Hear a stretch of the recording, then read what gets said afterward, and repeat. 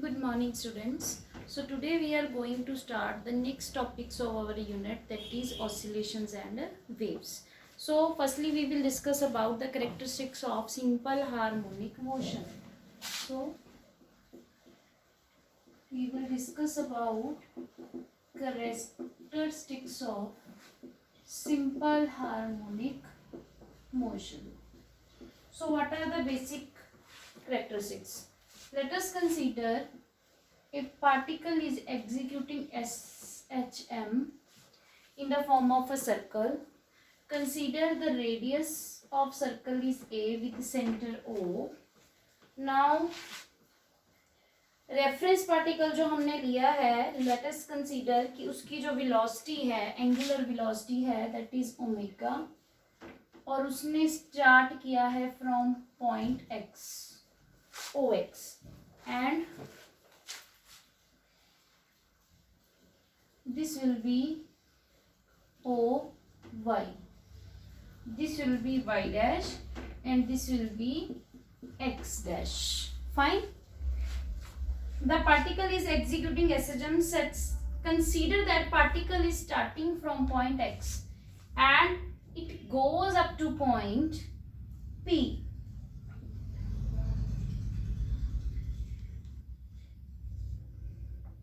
Fine.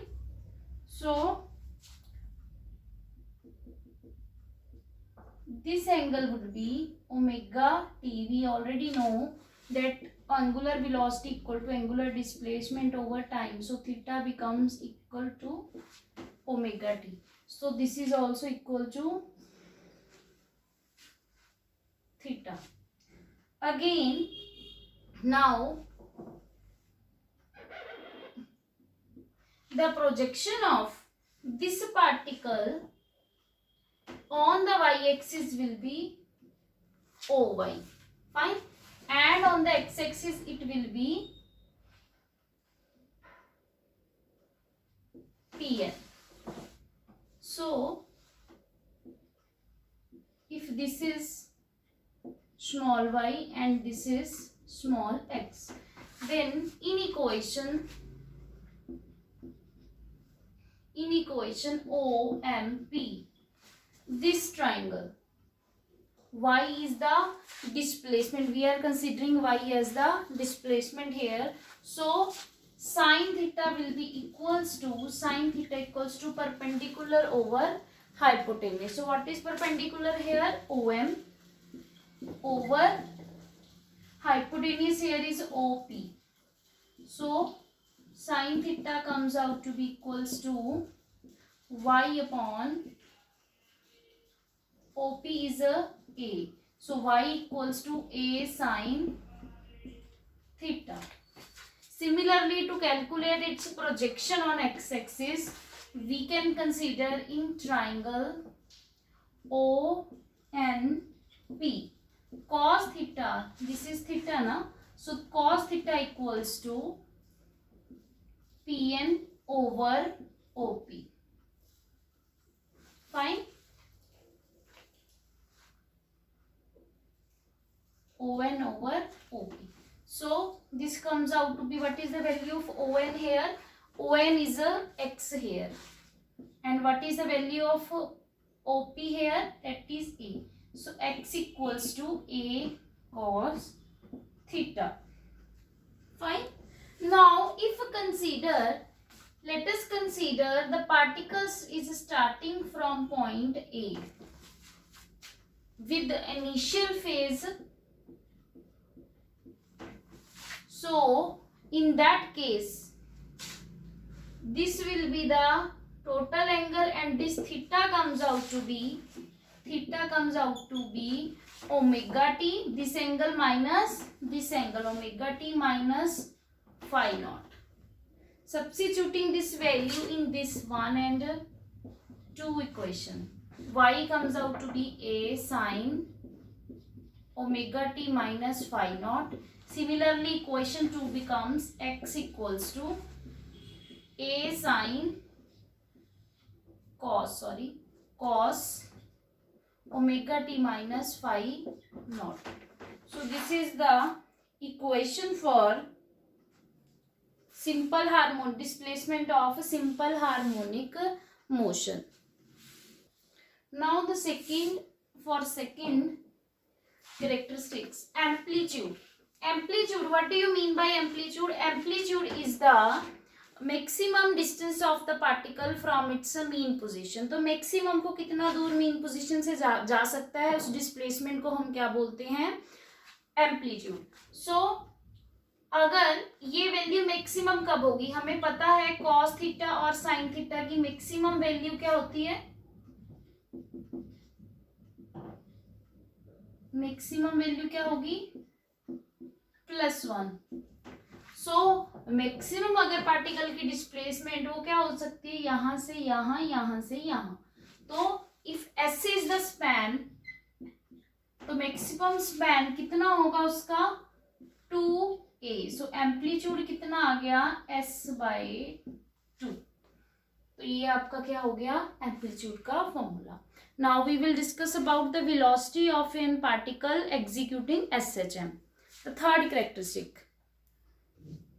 Now we know that the particle is executing SHM in a form of circle, and the particle, suppose the particle is at P and the phase, the angular displacement here is omega t plus phi naught. If this is the velocity vector, I am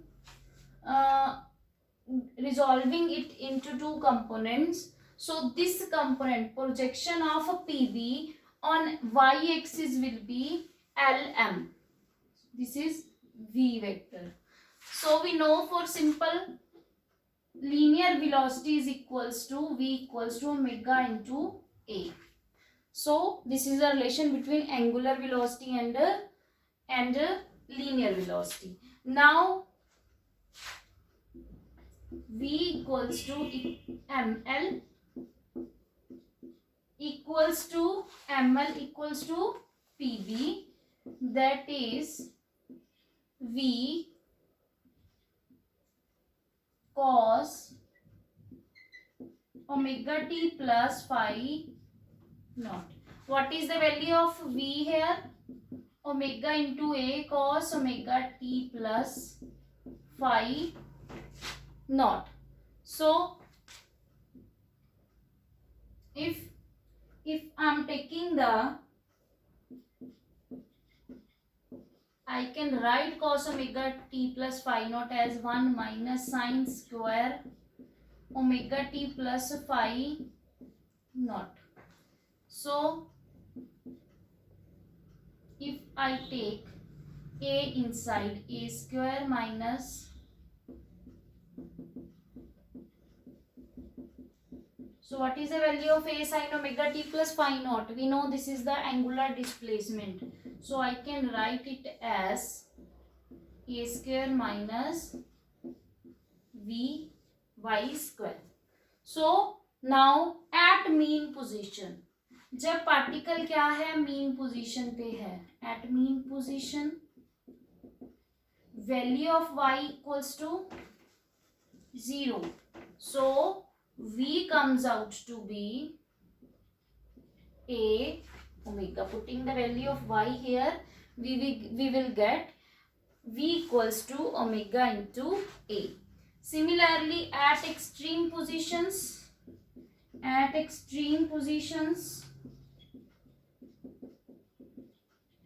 क्या होगी value extreme position पे? इसकी value होगी a. So y की value extreme position पे maximum value कितनी होती है? a. तो यहाँ पे अगर मैं पुट करूं तो कितना आएगा? a square minus a square, that means 0. So extreme position पे वेलोसिटी की जो वैल्यू होगी वो क्या होगी? 0. और मीन पोजीशन पे क्या होगी? a into omega. Now we will discuss the another characteristics, that is acceleration of a particle executing SHM. Now let us consider the particle is again executing the circular motion in a form of SHM. तो क्या होगा उसमें? Same particle is at same diagram is there, but in that case a centripetal acceleration would be there that will be directed towards the center of the circle. तो ये क्या है? हमारी centripetal acceleration. और अगर this angle is, if this angle is omega T plus five not, this angle also be omega T plus five not. तो अगर मैं इसको रिजॉल्व करूँ टू कंपोनेंट्स में, this is component and this component, so projection of this component on y axis is a dm. So what is the value of acceleration here? mg, or md is equal to minus, we know it, this comes out to be omega square into a. So ये क्या होता है, relationship होता है linear acceleration और angular acceleration में.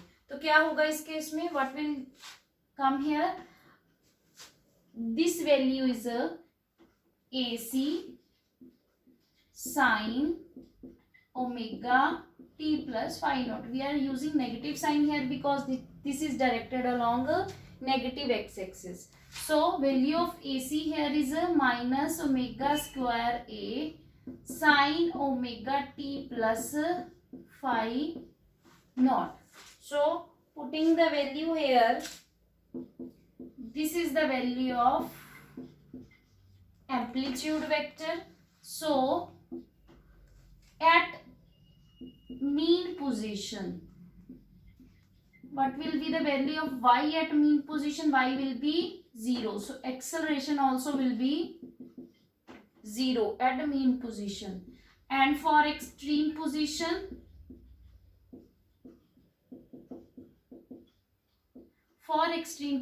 value of y equals to a. So a comes out to be minus omega square a. So this is the characteristic of these all are the characteristic of simple harmonic motion. Now we will discuss about the total energy of a particle executing SHM. Third जो इसका last जो part है that is time period. Time period निकालने के लिए अभी हमें पता है कि ए किसके इक्वल है, value of a equals to omega square upon y. अगर मैं यहाँ से ओमेगा की वैल्यू निकालूं तो that comes out to be a upon y under root. So value of time period we already know comes out to be 2 pi by omega. Angular frequency से divide कर दें अगर 2 पाई को, तो this is the value of time period. तो ये क्या आ जाएगा हमारे पास, 2 pi under root y upon a. So this is the time period for particle executing SHM. For frequency, we already know that is the reciprocal of time period. So this comes out to be 1 by 2 pi a upon y. So this is the frequency of the particle. If we try to represent acceleration, displacement and velocity graphically, what will happen? We know y equals to a sin omega t, fine, and we know the velocity is a derivative of time of rate of change of displacement. So this is dy upon dt. So what will come here? Here we will get a omega cos omega t, fine, and we can write cos theta as a sin theta plus pi by 2.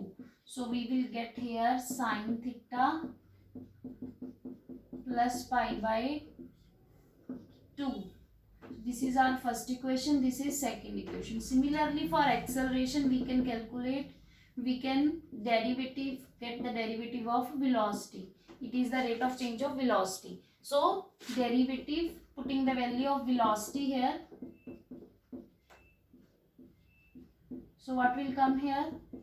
Minus a omega square sin omega t. We know the derivative of cos theta is always minus sin theta. So we can get here a omega square equals to, a omega square is comes out to be sin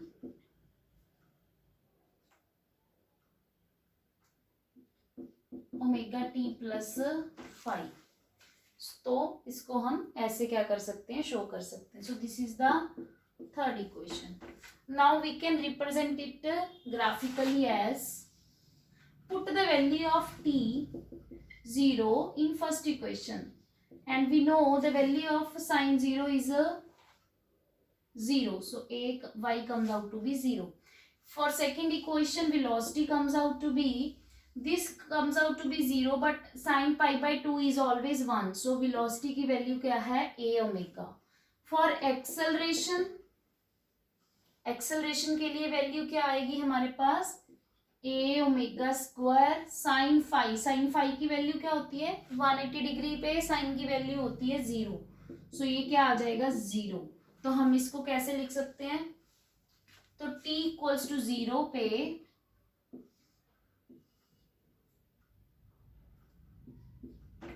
y की value 0 है, v की value ए omega है, और acceleration की value कितनी है 0. Naught t equals to t by 4. अब इसके लिए हम कैसे निकालेंगे, t equals to t by 4. तो इसके लिए हम करेंगे, हमें पता है ओमेगा को मैं लिख सकती हूँ t pi by 2 pi by t, और t की वैल्यू क्या है t बाय 4. तो ये कितना आ जाएगा, साइन 5 बाय 2 की वैल्यू क्या होती है 1, तो y की वैल्यू क्या आ गई a मैक्सिमम वैल्यू.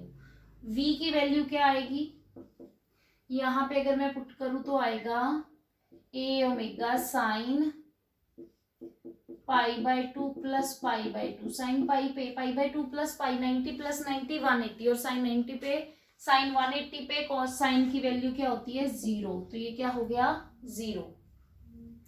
और एक्सेलरेशन की वैल्यू कितनी आएगी हमारे पास, a omega square sine pi by 2 plus 5. तो 90 प्लस 180 कितना हो गया, 90 प्लस 180 कितना आएगा 270, और 270 पे इसकी वैल्यू होती है माइनस ए ओमेगा स्क्वायर. तो यहाँ पे वैल्यूज नोट करने पर क्या क्या आएंगी, यहाँ पे a, यहाँ पे आएगी 0, और यहाँ पे आएगी minus A omega square. Fine. अब आ गई third value. For third value let's take t equals to t by 2. तो what will happen, y equals to a sine 2 pi by t into t by 2. t से t cancel out हो गया, और 2 से 2. Sign 5 की value क्या होती है 0, तो ये क्या हो गया हमारा 0. सिमिलरली v की वैल्यू क्या आएगी, a ओमेगा साइन 2 कितना आएगा, ये पाई लिख देते हैं हम सिंपली यहाँ पे, और ये क्या आ गया प्लस पाई बाय 2. तो ये कितनी आएगी वैल्यू, 270 पे वैल्यू कितनी होती है साइन की, 270 पे होती है इसकी वैल्यू -1, तो ये आएगा माइनस ए ओमेगा. और इसकी वैल्यू क्या आएगी एक्सेलरेशन की, यहाँ पे ये आएगा A omega square sine 5 plus 5. 2 pi पे वैल्यू कितनी होती है साइन की हमेशा 0, so this comes out to be 0. Fine. उसके बाद हम लेंगे third value. For third value let's take 3t by 4. 3t by 4 पे क्या होगा,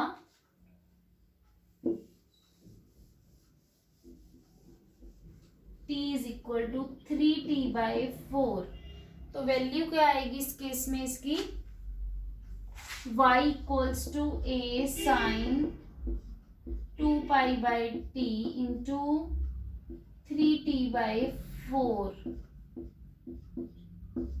तो ये आ गया साइन 3 पाई बाय 2. तो 3 पाई बाय 2 पे 3 पाई बाय 2 कितना हो गया हमारा 270. तो 270 पे इसकी वैल्यू कितनी होती है -a. So this is -1. Similarly for velocity, a omega sine 3 pi by 2 plus pi by 2 कितना आ गया 4 पाई बाई 2, और 4 पाई बाई 2 को मैं क्या लिख सकती हूँ 2 पाई, और साइन 2 पाई की वैल्यू हमेशा क्या होती है 0, so this comes out to be 0 here. Similarly for acceleration I can write here a omega square sine 3 pi by 2 plus 5, तो ये क्या आएगा a omega square sine 5 pi by 2, और इस एंगल पे साइन की वैल्यू क्या होती है हमेशा a ओमेगा स्क्वायर मतलब +1, तो ये क्या आएगा a omega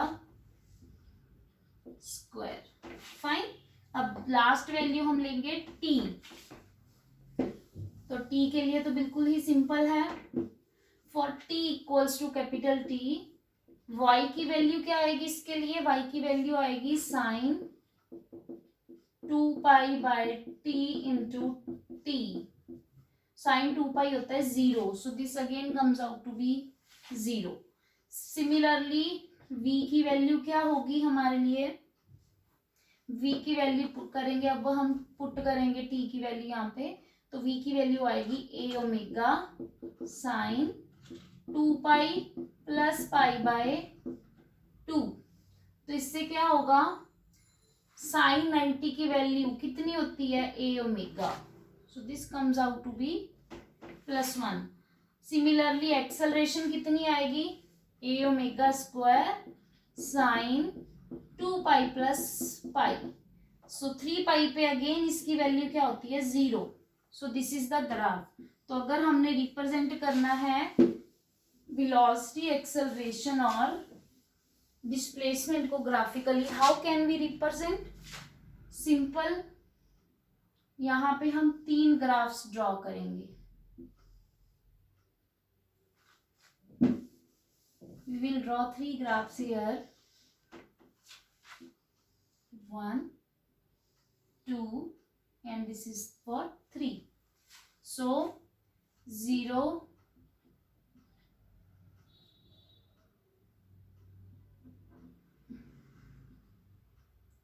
t by 2 t by 4 sorry t by 4 t by 4. Similarly this is t by 2 t by 2 t by 2. This comes out to be 3t by 4 3t by 4 3t by 4. तो हमने इनमें phase relationship देखना है किस तरह से होगा, तो यहाँ पे आएगा t p t. फाइन. तो जब t की वैल्यू 0 थी तो इसकी वैल्यू क्या थी डिस्प्लेसमेंट की, ये डिस्प्लेसमेंट है, ये वेलोसिटी है, and this is acceleration, and this is the variation of t along x axis. Fine. तो इसकी वैल्यू थी 0 यहाँ पे. फाइन. v की वैल्यू क्या थी a ओमेगा, तो इसकी मैक्सिमम वैल्यू थी ये a ओमेगा यहाँ पे. ठीक है, so this is a omega, and for acceleration that is comes out to be 0. Again t by 4 पे वैल्यू कितनी है डिस्प्लेसमेंट की, t by 4 पे वैल्यू इसकी है मैक्सिमम. अगर ये वैल्यू a हो तो यहाँ पे इस पॉइंट पे इसकी वैल्यू थी ये, और v की वैल्यू कितनी थी, v की वैल्यू थी 0. एक्सेलरेशन की वैल्यू नेगेटिव थी, तो इस तरह से यहाँ पे कहीं पे ये पॉइंट आएगा. अगर ये क्या है a ओमेगा स्क्वायर. फाइन. तो this is the point. For t by 2 पे कितनी वैल्यू थी इसकी डिस्प्लेसमेंट की 0, और इसकी कितनी थी -a/2, तो यहाँ पे कहीं पे इसकी वैल्यू थी. ठीक है, तो उसके बाद यहाँ पे इसकी एक्सेलरेशन की वैल्यू कितनी थी 0, तो ये इस तरह से आ गया पहला साइकिल, इस तरह से.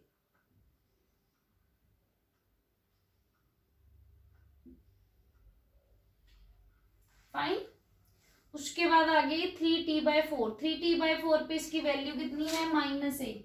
तो यहाँ पे कहीं पे इसकी मैक्सिमम वैल्यू नेगेटिव है, तो यहाँ पे आएगी इसकी वैल्यू। उसके बाद इसकी वैल्यू है 0, तो ये इस तरह से आएगा। और एक्सेलरेशन की वैल्यू है a⍵², तो ये पॉजिटिव वैल्यू है, मैक्सिमम है, तो यहाँ पे वैल्यू आएगी। फाइन। अगेन यहाँ पे आके इस पॉइंट पे आके t पे y की वैल्यू क्या हो गई हमारी 0, तो ये इस तरह से आएगा। और इसकी वैल्यू कितनी होगी t की, a⍵, तो ये यहाँ पे कहीं पे मैक्सिमम हो जाएगी इसकी वैल्यू अगेन, ठीक है। और ये क्या हो जाएगी अगेन 0। सो इस तरह से हम रिप्रेजेंट कर सकते हैं एक्सेलरेशन वेलोसिटी और displacement in SHM motion. Fine. Now let's discuss about total energy of A particle executing SHM। तो दो तरह की एनर्जीज होगी, एक पोटेंशियल एनर्जी और दूसरी होगी काइनेटिक एनर्जी। फाइन। तो पोटेंशियल एनर्जी होती है due to position of a particle, जो उसमें स्टोर होती है ड्यू टू इट्स पोजीशन, और काइनेटिक एनर्जी होती है that is due to its motion. तो firstly for potential energy we know displacement क्या होती है, a sin⍵t। अगर मैं वेलोसिटी की बात करूं तो होती है rate of change of displacement, मतलब dy/dt। तो इसको अगर मैं डेरिवेटिव करूं तो ये आएगा a⍵cos⍵t। सिमिलरली एक्सेलरेशन होगी rate of change of velocity, तो ये आएगा -a⍵² sin⍵t। So this comes out to be -ω², और इसकी वैल्यू a sin⍵t की क्या है y, तो ये आएगी value, right. So for force हमें पता है जब भी पार्टिकल को डिस्टर्ब किया जाता है फ्रॉम इट्स मीन पोजीशन, तो उसमें एक रीस्टोरिंग फोर्स क्या करती है, हमेशा एक्ट करती है। और उस रीस्टोरिंग फोर्स को हम कैसे रिप्रेजेंट करेंगे, माइनस मास इंटू एक्सेलरेशन। तो मास क्या है m⍵², तो ये फोर्स उसमें क्या करेगी, हमेशा स्टोर होगी। और again for simple harmonic motion according to force law वो क्या होता है -ky, हमेशा डिस्प्लेसमेंट के ऑपोजिट उसमें रिस्टोरिंग फोर्स होती है। तो इन दोनों इक्वेशन को अगर मैं इक्वेट करूँ, if I am equating these two equation और comparing these two, I will get k equals to m⍵²। So k की वैल्यू हमारे पास कितनी आ गई, m⍵²। अब हमें क्या करना पड़ रहा है, वर्क डन, और यही वर्क डन क्या होगा, स्टोर होगा in the form of potential energy. So ये क्या आएगा -f इंटू dy। तो मैं यहाँ पे अगर पुट करूं -ky/dy, तो टोटल वर्क क्या होगा, इंटीग्रेट करेंगे, k तो कांस्टेंट है, it comes out from the sign of integration y/dy। तो ये क्या बन जाएगा, 0 से लेके y तक क्या है उसकी वैल्यू है मैक्सिमम, तो ये आएगा y²/2। तो यही जो एनर्जी है वो स्टोर हो जाएगी इन the form of potential energy ky² so this is the formula for potential energy. अगर y की वैल्यू मैं यहाँ पे पुट करूँ तो कितना आएगा, k² sin²⍵t। So this is the formula for potential energy. Now we will discuss about the kinetic energy.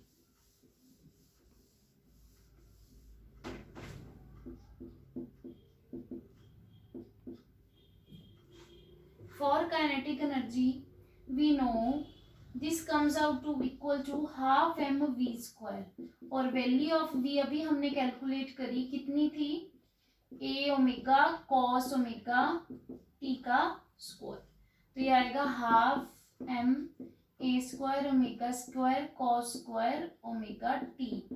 cos square को मैं लिख सकती हूँ 1 - sin²।